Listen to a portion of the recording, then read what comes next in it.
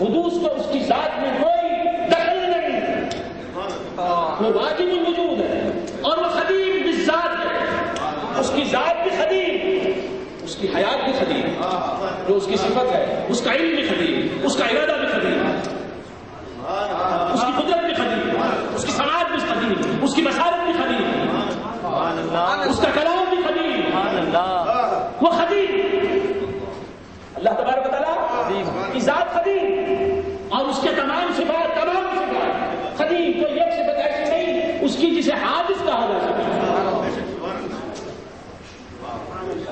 اس کی صفت حیات قدیم، اس کا علم قدیم، ہر صفت قدیم، صفت اس کی ایک ہے کلام۔ میرے خیال سے آپ حضرات بور ہو گئے۔ اللہ تعالیٰ کا کلام جو ہے جو دفتائن میں موجود ہے، اس کی خلاف خاری کرتا ہے، اسے ہم سب تلاوت کرتے ہیں، اس کی تلاوت کا شرف ہم حاصل کرتے ہیں، جس کی تلاوت کا فخر ہم حاصل کرتے ہیں۔ قرآن مجید یہ حادث ہے کہ قدیم ہے؟ کلام اللہ قدیم، بلا شبہ قدیم، کلام قدیم، کلام حادث سن رہا، کلام قدیم، متکلم قدیم، کلام کرنے والا اللہ متکلم قدیم، کلام قدیم، سننے والا سامع حادث۔ معلوم ہوا قدیم سے حادث کا تعلق ہے، سمجھ گئے؟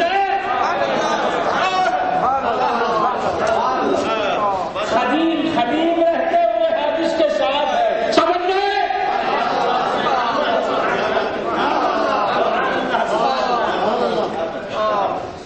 کلام اللہ قدیم، کیونکہ اللہ کی ذات کی صفت ہے قدیم اور ہم حادث،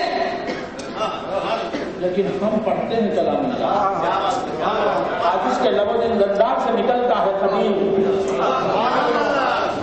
حادث کے سینے میں بستا ہے قدیم، حادث کے کانوں میں آتا ہے قدیم، تو سننے والا کلام اللہ کا حادث مخلوق، کلام اللہ مخلوق نہیں قدیم،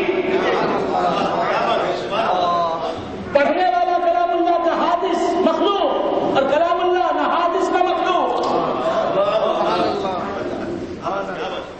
یاد کرنے والا کلام اللہ کا حادث مخلوق، کلام اللہ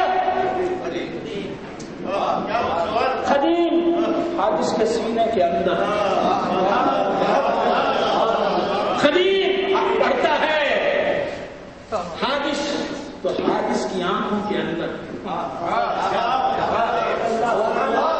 قدیم، حادث کے دل میں، مخلوق کے دل میں، اور وہ بھی اہل سنت و جماعت کے مجھے اور کیا چاہیے؟ یہ علماء تو جان ہے، صوفیہ کی جان ہے، مذہب کی جان ہے، سنیت کی جان ہے، یہی تو سنیت ہے۔ اگر علماء کو نکال لیا جائے تو پھر سنیت کا، سنیت عقیدے کے طور پر عقیدے کی صورت میں رہتی ہے تو سنیت کہلاتی ہے، کتاب میں رہتی ہے تو سنیت کہلاتی ہے، تقریروں میں آتی ہے تو سنیت کہلاتی ہے، اور اگر پیغمبر انسانی میں آ جائے تو اسے عالم کہتے ہیں۔ سب سے لے کر پاؤں تک علماء اہل سنت کیا ہے؟ سنیت ہی تو ہیں۔ تو بندہ نے خدا کیا سکھا بڑا بھول گئے، قدیم اللہ تعالیٰ کا کلام بڑی علمی بات ہے، عوام سمجھ رہے ہیں تو یہ میرے حبیب پاک کا صدقہ ہے، بڑی علمی بات ہے۔ میں انشاءاللہ آسان باتوں کی طرف آ جاؤں گا کیونکہ امرنا ان نکلم الناس على قدر وقودهم، سرکار عالم صلی اللہ تعالی علیہ وآلہ وصحبہ وسلم کی حدیث پاک حضور فرماتے ہیں کہ ہمیں یہ حکم دیا گیا ہے، امرنا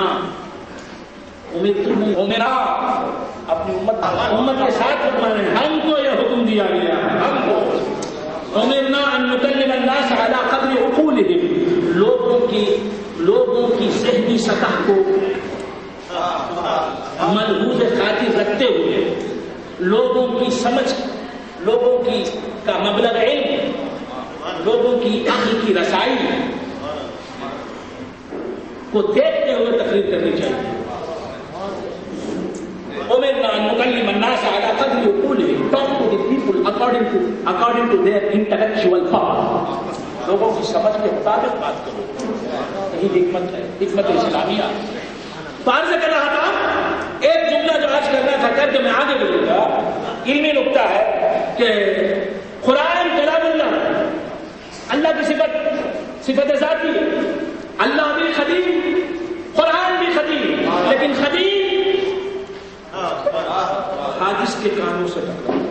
حادث کے کانوں میں، حادث کے کان قدیم کو سنتے ہیں. حادث مخلوق بندہ، بندہ قدیم کو سنتا ہے. حادث قدیم کو سنتا ہے، حادث قدیم کو پڑھتا ہے، حادث قدیم کو دیکھتا ہے، حادث قدیم کو اپنی زبان سے نکالتا ہے. حادث قدیم کی زبان پر، حادث قدیم حادث کی زبان پر، قدیم حادث کی زبان پر، قدیم حادث کے سینے میں، قدیم حادث کے دل میں، قدیم حادث کی نگاہوں میں.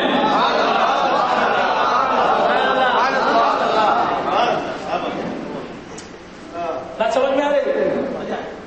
تو بندہ خدا عرض کر رہا تھا ہماری ماں قدیم ہے، حادث حادث ہے، غیر مخلوق ہے، مخلوق مخلوق ہے، ہوتے ہوئے غیر مخلوق مخلوق کے ساتھ ہے. قدیم ہوتے ہوئے حادث کے ساتھ ہے. تو سمجھنا ہے، سمجھنا ہے.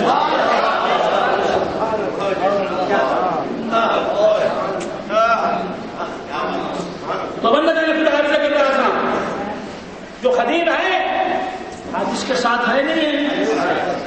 قرآن منوانے کے لیے کافی ہے. ہماری بات کو منواتے رہے گا قرآن.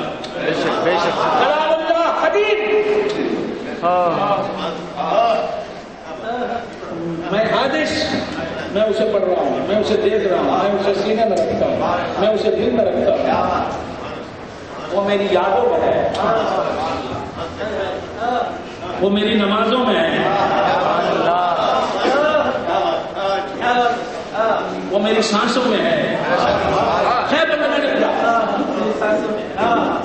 اللہ تبارک و تعالیٰ کا کلام، اللہ تبارک و تعالیٰ کا کلام قدیم. توریت بھی کلام اللہ ہے نہیں ہے؟ توریت قدیم. انجیل کلام اللہ ہے نہیں؟ انجیل قدیم. صحف ابراہیم قدیم.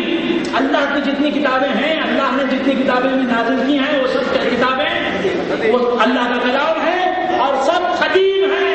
یہ عقیدہ ہے، بلکہ یہ ایمان ہے علماء اہل سنت و جماعت. یہ موقف ہے عقد. لا تبدیل لکلمات اللہ، لا تبدیل لکلمات اللہ. اللہ کا کلام ہے. سمجھ میں قرآن ہو، توریت ہو، انجیل ہو، تو قرآن اللہ کا کلام ہے.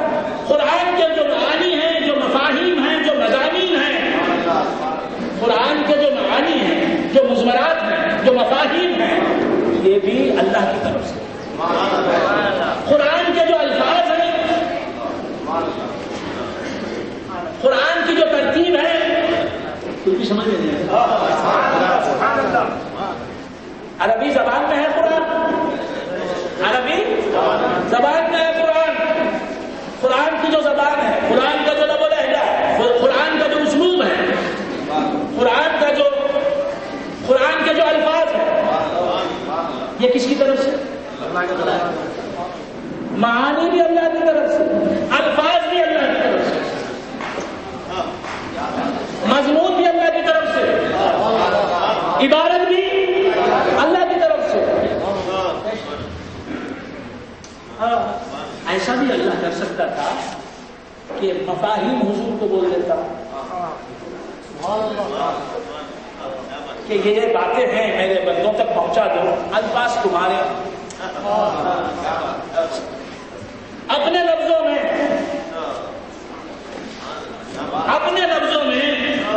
قرآن سمجھا دو. سورہ فاتحہ کے جو معانی ہیں، جو مضمرات ہیں، جو مضامین ہیں، جو مفاہیم ہیں، وہ سب حضور سے فرما دیتا کہ اپنے لفظوں میں، اپنی زبان میں، تم سمجھا تو عربی زبان میں، یہ مفاہیم ہے، یہ پیغام ہے. نہیں، الفاظ بھی اللہ کے اور معانی اور مضمرات بھی اللہ کے. کہ حق تبارک و تعالیٰ کا جلوہ ہم نہیں دیکھ سکتے تھے، اللہ تعالیٰ کا جلوہ ہم نہیں دیکھ سکتے تھے. موسیٰ علیہ السلام نہ دیکھ سکے تو ہم کیا دیکھ سکیں گے؟ جلوہ نہیں دیکھ سکتے. جانتا ہے پروردگار اگرچہ کہ یہ میری ذات کو نہیں دیکھ سکتے، کم سے کم میری بات تو سن لیں، میرا کلام تو سن لیں. مضمون بھی اسی کا رہا، الفاظ بھی اسی کے رہے، معانی بھی اسی کی رہے، عبارات بھی اسی کی رہے. تو کرم کر دیا کہ جو مجھے نہیں دیکھنے والے ہیں میرا کلام تو سنیں، مجھے نہ دیکھنے والے مجھے سننے والے تو بن جائیں. تو بلا شبہ سرکار کے صدقے میں ہم کلام اللہ تو سننے والے بن گئے. ہر حافظ ہمیں کلام اللہ سناتا ہے، ہم سن رہے ہیں، ہم کلام سناتے ہیں، مولا سے اللہ کے بندے سنتے ہیں. تو معلوم کیا ہوا؟ اللہ کا کرم دیکھیے کہ وہ اپنے حبیب پاک کے صدقے میں، اپنے محمد رسول اللہ کے صدقے میں اس نے یہ کرم کیا کہ مصطفیٰ مجھے تو نہیں دیکھ سکتی، تمہارا میرا کلام سن لے. کلام سنانا بھی کتنی بڑی بات ہے. رہتی دنیا تک کے مسلمان کلام اللہ سنتے ہیں، اس کا کلام سنتے ہیں، خدا کی قسم اللہ کا کلام سنتے ہیں. جس کا کلام موسیٰ نے سنا، جس کا کلام موسیٰ نے سنا تو کلیم اللہ بن گئے. خدا کی قسم ہم بھی اسی کا کلام سن رہے ہیں. تو موسیٰ علیہ السلام نے وہ طور پر جا کر کلام اللہ سنا، ہم اپنے گھر میں بیٹھ کر وہی کلام سنتے ہیں.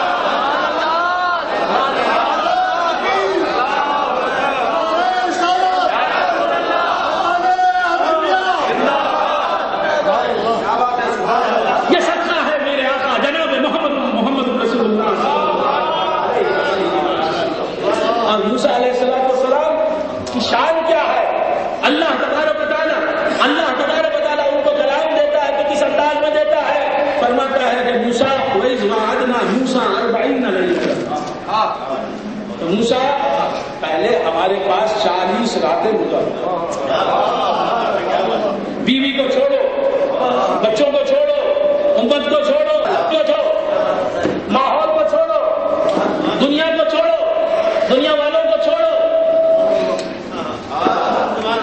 کوہ طور پر آؤ، کوہ طور پر آؤ.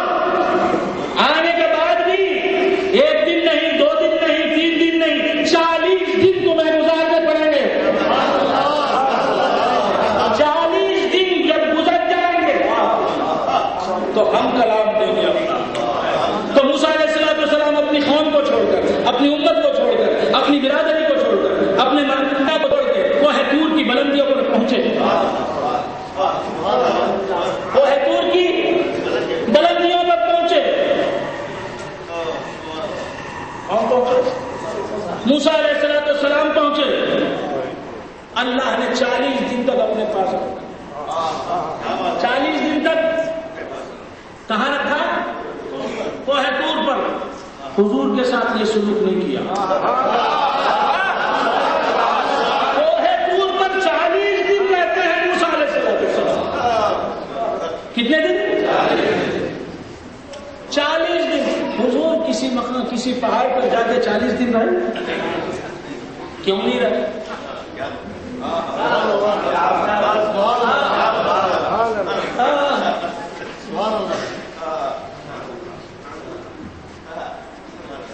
کیوں نہیں رہے 40 دن حضرت موسیٰ علیہ السلام کوہ طور پر؟ موسیٰ علیہ السلام